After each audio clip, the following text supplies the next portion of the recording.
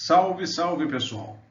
Vídeo polêmico hoje no canal, Reformas Protestantes. Devo alertar que este vídeo, pegando aí as falas de alguns youtubers, não tem a intenção de ofender ninguém, não tem a intenção de fazer você desacreditar da sua fé. Que fique bem claro que uma situação é história, outra situação é questão sua, pessoal e religiosa. Tá? Então não pire o cabeção. Não tenha assim a ideia de que, nossa, está criticando porque é ateu, porque é isto ou porque é aquilo. Não.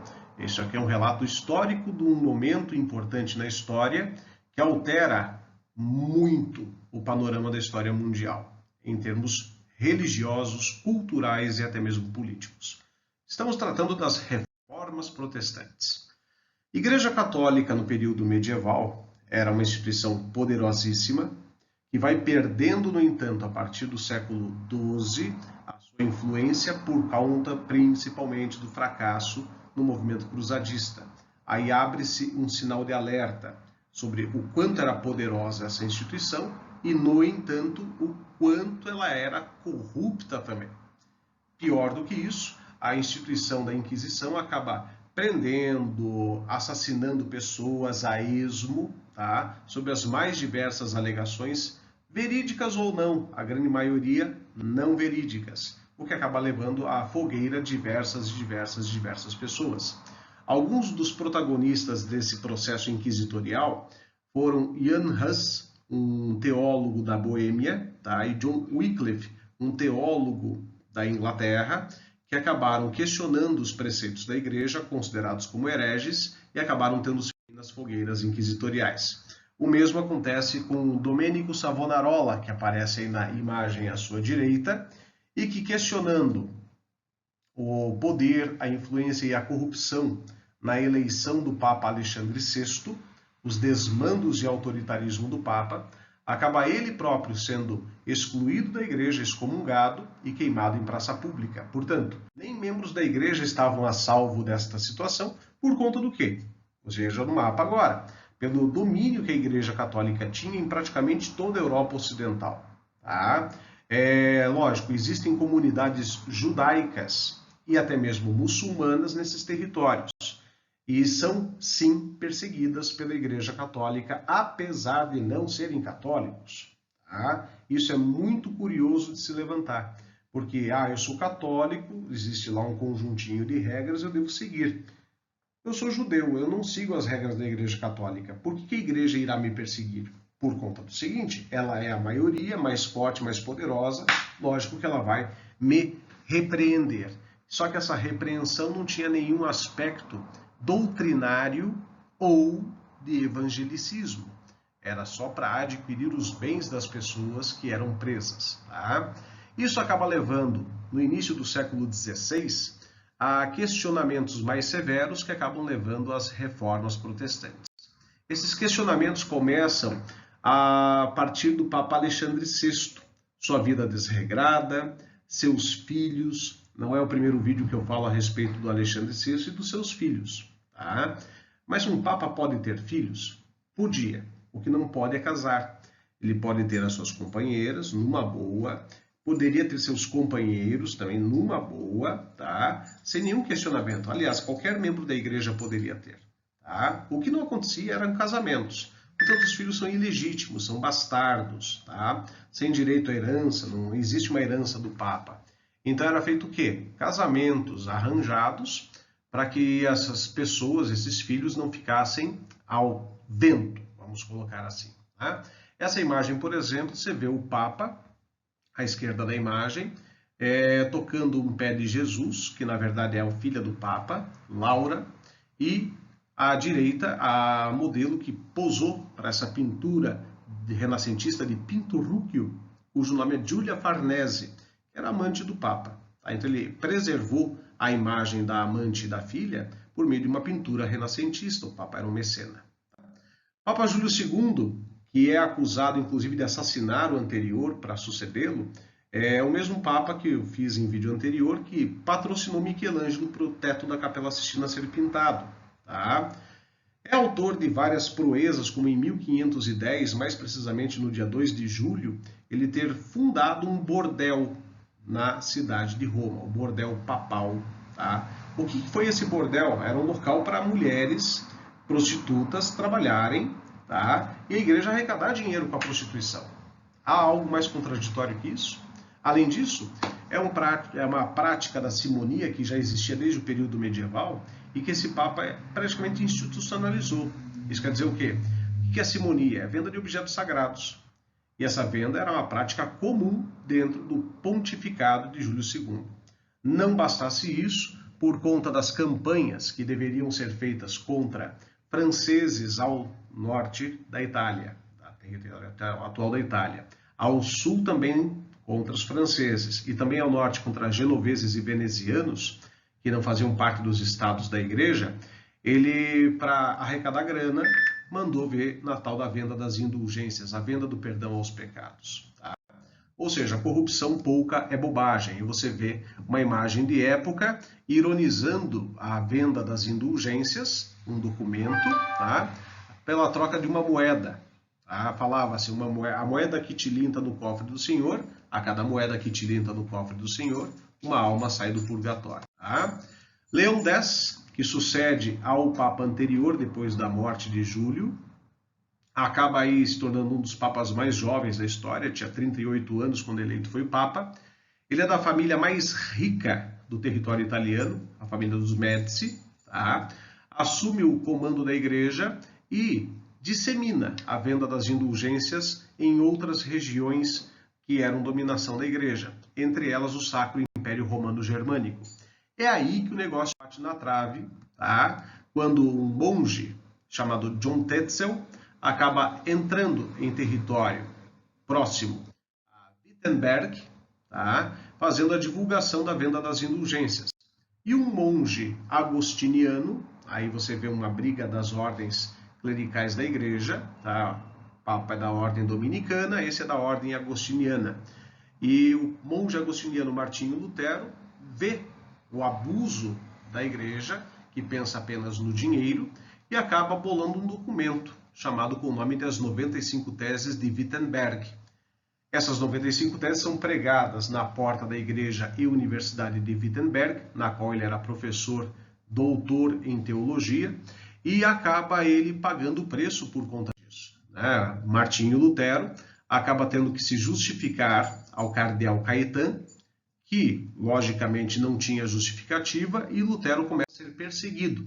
Perseguido, ele se isola, ele acaba indo para Augsburgo, ainda dentro do Sacro Império, e fica nas barras da saia de um príncipe chamado Philippe de Melanchthon, uma espécie de senhor feudal do imperador do Sacro Império, e nessa altura era Carlos V. O resultado desse isolamento foi a tradução da Bíblia do latim para o grego, do grego para o alemão. Tá? E com isso a ideia do Lutero era difundir para aqueles que soubessem ler em alemão o texto bíblico, já que só poderia ler a Bíblia quem soubesse a língua do latim. Tá? Nesse momento, então, passa ao comando da igreja Clemente VII, que intensifica as buscas sobre Martinho Lutero. Só que Lutero permanece isolado, permanece escondido, até o momento em que ocorre o rompimento formal com a igreja. E com esse rompimento formal, a assinatura inclusive da Paz de Augsburgo, para encerrar totalmente aí as perseguições aos seguidores de Lutero, você tem a formação da igreja luterana. Tá? No entanto, pensou que a coisa acabou? Não. Durante o pontificado de Clemente VII, Henrique VIII, rei da Inglaterra, da dinastia Tudor, rompe com a igreja católica, por conta de uma questão pessoal. A questão aí, no caso, era justamente a sua separação, o seu divórcio com a Catarina de Aragão, que era princesa espanhola.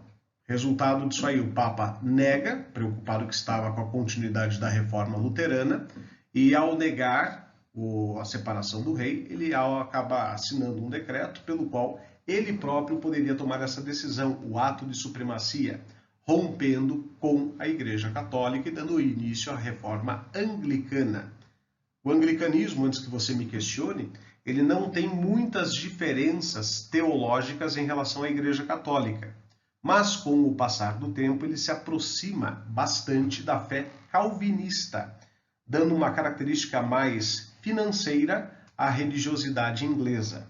A reforma calvinista, aqui em questão, ela começa no pontificado de Paulo III, que pega a bomba toda. Repare ali, ó, ele pega a continuidade da reforma luterana, ele pega a continuidade da reforma anglicana e pega o início da reforma calvinista, que de todas é a mais violenta, é a mais radical, liderada por esta figura aqui, esse teólogo francês que vivia na Suíça, que é o Jean Calvin.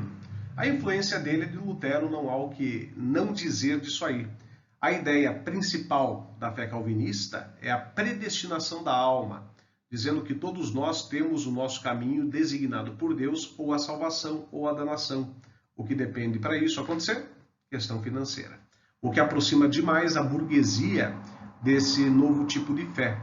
Com isso, a burguesia já tomando conta de várias regiões da Europa, no quesito comercial e agora financeiro, acaba a fé calvinista também atingindo outros locais. Sai da Suíça, entra na própria França, terra do João Calvino, na Inglaterra, que tem o anglicano e o calvinista, no vídeo anterior, ou que você está vendo em Fora de Ordem, no vídeo sobre absolutismo, você tem também na Inglaterra os puritanos. O puritano é o calvinista na Inglaterra, na França é o huguenote, na Inglaterra é o calvinista, na Escócia, por sua vez, é o presbiteriano, e por aí vai. Aqui você tem o João Calvino, que acaba assumindo inclusive o governo da Suíça, tornando-se ditador de uma ditadura teológica calvinista por lá, consolidando com isso a fé por lá. Esse é o Henrique VIII, o protagonista na reforma dos ingleses, a reforma anglicana, que acaba, como eu falei para vocês, inaugurando o processo, sendo consolidado pela sua filha Elizabeth I. Tá? Paulo III, já vimos anteriormente, e o seu sucessor Paulo IV são os papas que pegam o rojão e, para não dizer que nada foi feito, eles acabam reunindo essa galera católica e perde uma porção de fiéis, conforme você pode ver no mapa. Tá? A igreja que tinha praticamente a Europa nas suas mãos agora divide com católicos, os católicos dividem com os luteranos, os calvinistas e os anglicanos. A Europa está dividida e palco de várias e várias guerras religiosas. O massacre da noite de São Bartolomeu, já citado em outro vídeo, é um desses episódios. Tá? A intolerância religiosa passa a ser frequente em praticamente todas as regiões. Católicos perseguem protestantes, protestantes perseguem católicos e por aí vai. Então a situação na Europa fica bastante instável nesses séculos XVI, quando aconteceu isto, e no posterior, que é o século XVII. A própria Guerra dos 30 Anos, no século XVII, tem também conotações de ordem religiosa. Para tentar segurar um pouco as pontas, é feito o Concílio de Trento, uma reunião que envolve o Papa e os cardeais da Igreja. Neste Concílio de Trento, a resposta da Igreja Católica, que nós damos o nome de Reforma Católica ou Contra-Reforma, tem aí como principais itens a criação do Index Librorum Prohibitorum, um catálogo de obras proibidas. Já havia isso antes, a perseguição a literatos e tudo mais, agora se intensifica. O Index tem a sua atuação até meados do século XX, até o século passado, portanto.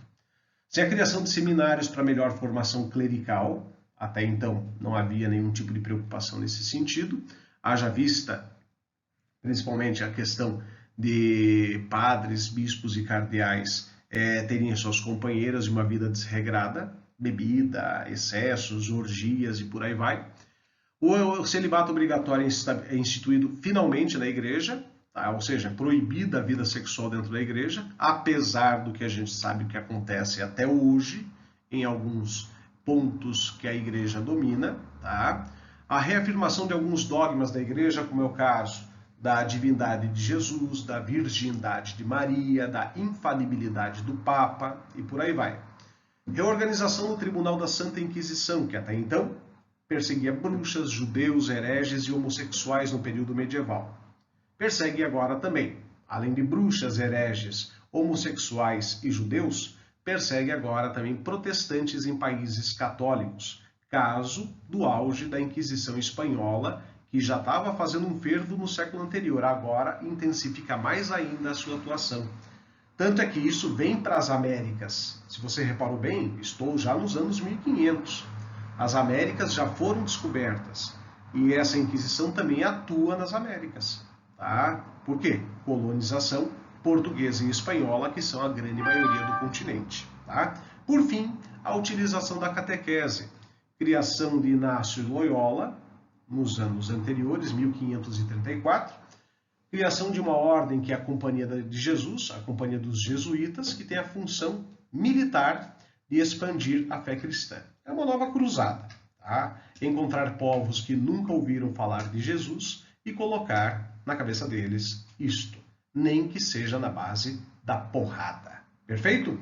Aquele abraço a todos, bons estudos e boa recuperação a quem, no caso, doente, infelizmente está.